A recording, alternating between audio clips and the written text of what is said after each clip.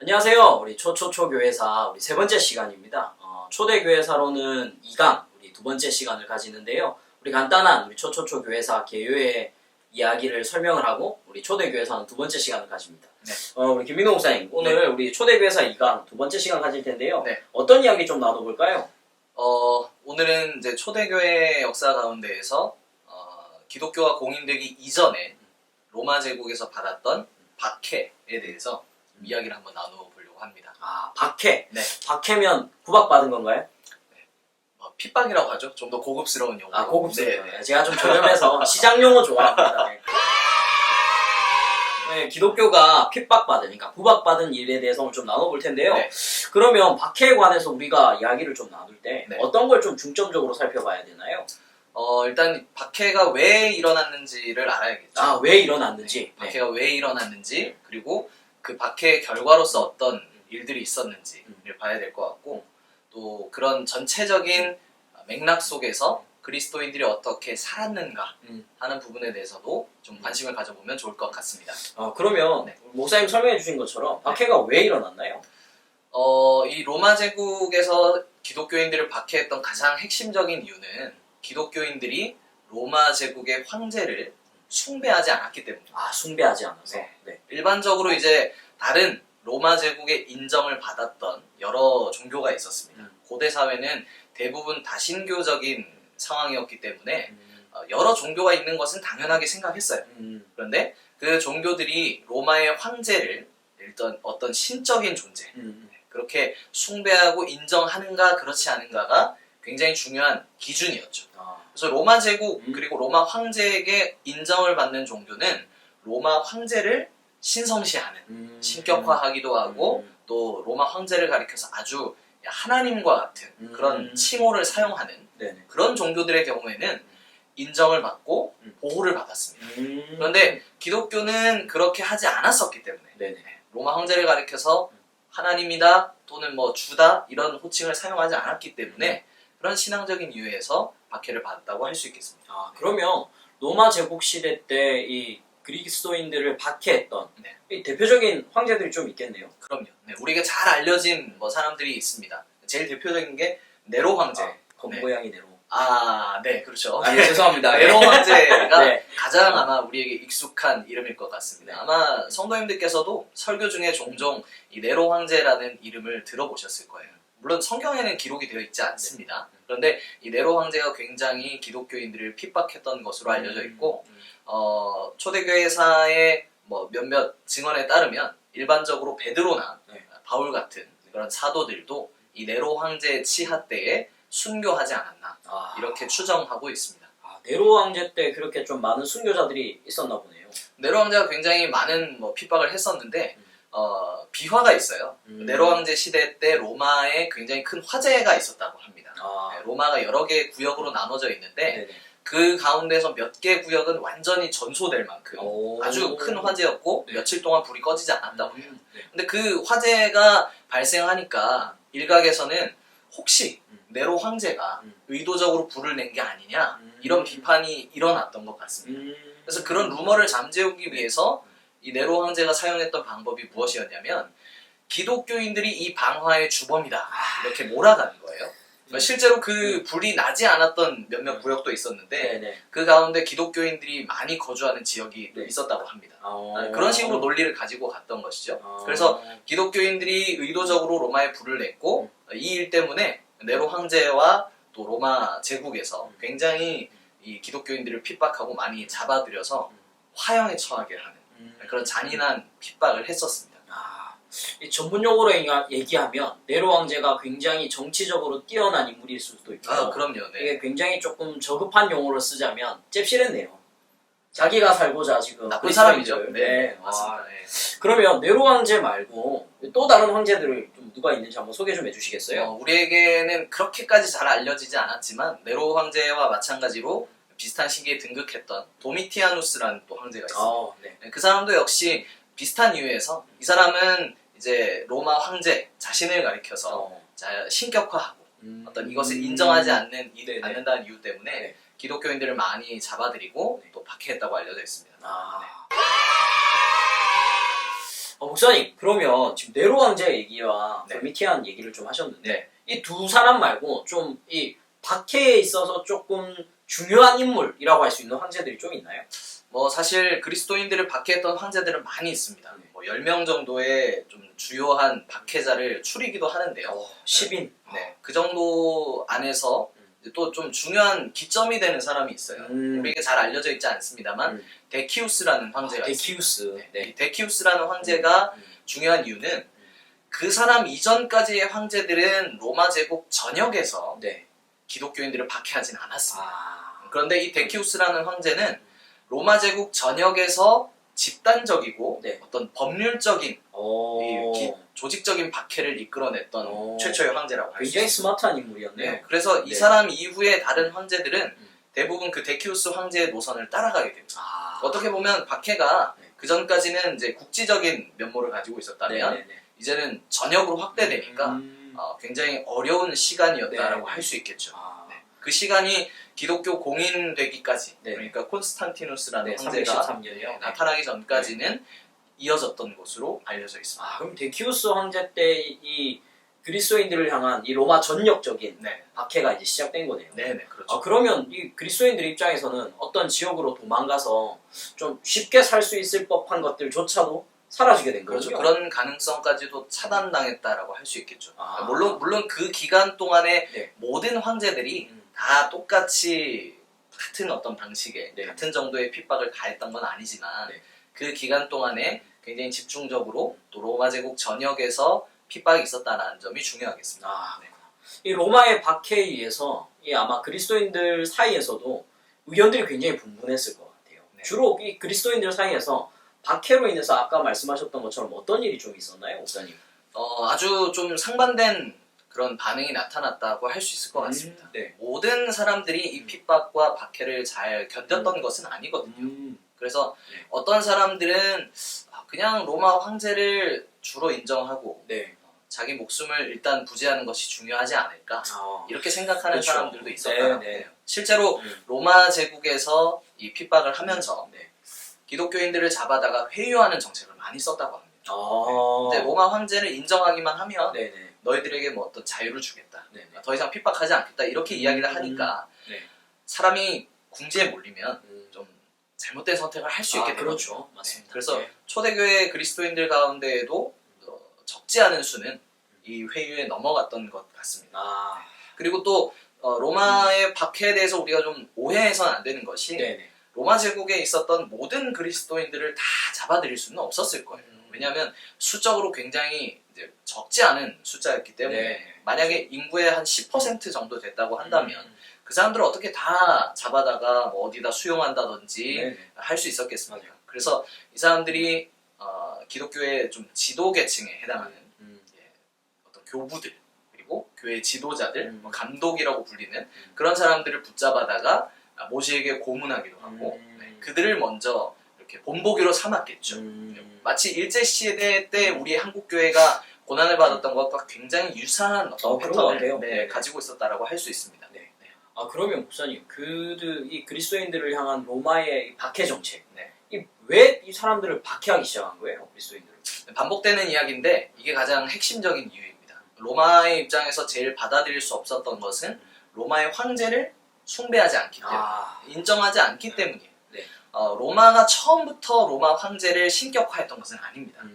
뭐 만약에 신격화하더라도 죽은 황제, 네. 이제 선대의 어떤 황제들에 대해서는 그런 경향이 있었지만 네. 살아있는 황제를 신격화하는 풍습은 비교적 나중에 등장을 하거든요. 그런데 이 초대교회가 형성돼 있었던 네. 당시는 이미 그런 분위기가 공공연하게 형성되어 있었던 시절입니다. 네. 그러다 보니까 로마의 황제를 숭배하지 않고 인정하지 않는 것, 받아들일 수 없는 일이죠.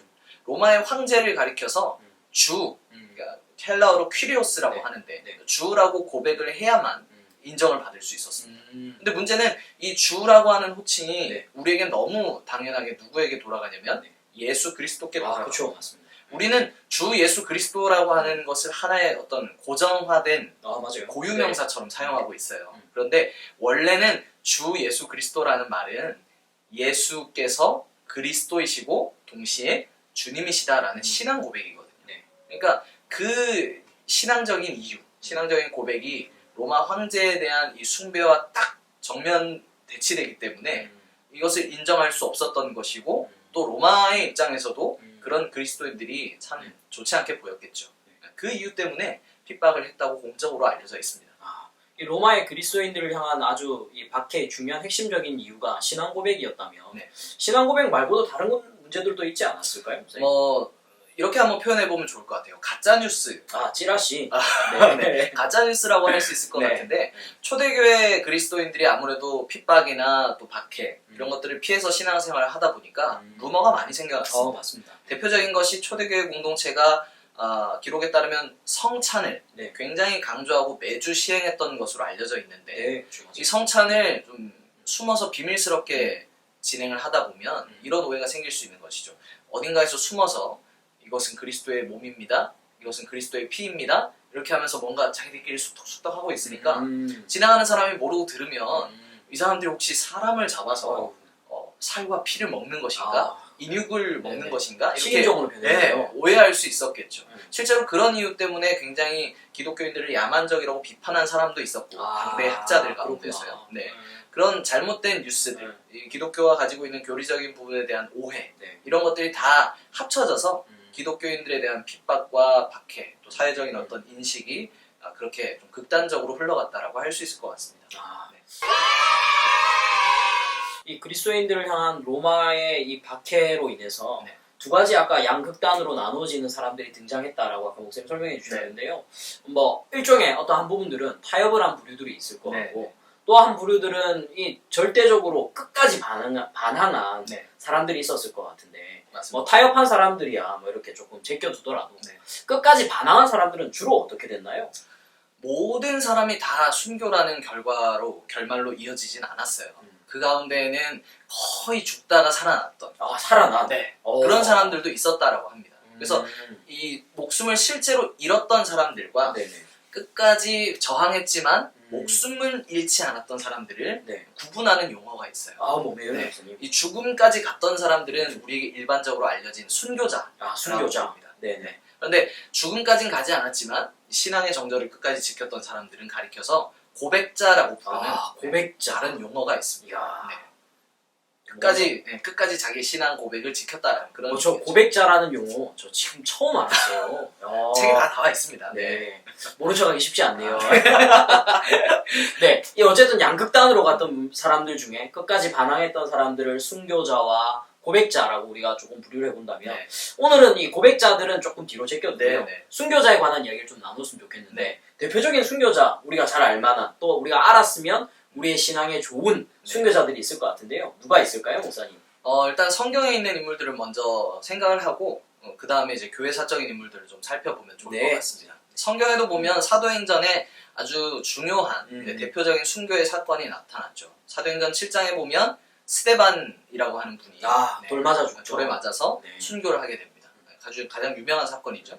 그리고 또 사도행전 12장에 보면 예수님의 12제자 중에 한 명이었던 야고보라는 인물이 또 역시 순교를 하게 됩니다. 굉장히 이른 순교였죠. 맞습니다. 또 그 외에도 성경에 기록되어 있지 않지만 사도행전의 기록이 종결된 이후에 예수님의 제자들, 사도들 가운데 거의 다수는 순교했다고 알려져 있어요. 아까 뭐 네로 황제 이야기 했었습니다만 베드로나 바울 같은 사도도 그때 네로 황제의 치하에서 순교한 것으로 알려져 있고 또 도마라는 예수님의 어떤 부활을 의심했던 이거 아쉽죠. 그렇죠. 이 사람이죠. 찔러봤던 그 사람. 이거 아니에요. 이거 아니고 이겁니다. 이겁니다. 그 사람 같은 경우에는 나중에 자신의 어떤 분명한 소명 또 예수님에 대한 뜨거운 열정 이것을 가지고 멀리 인도까지 선교하러 갔다가 그곳에서 순교한 것으로 그렇게도 알려져 있습니다.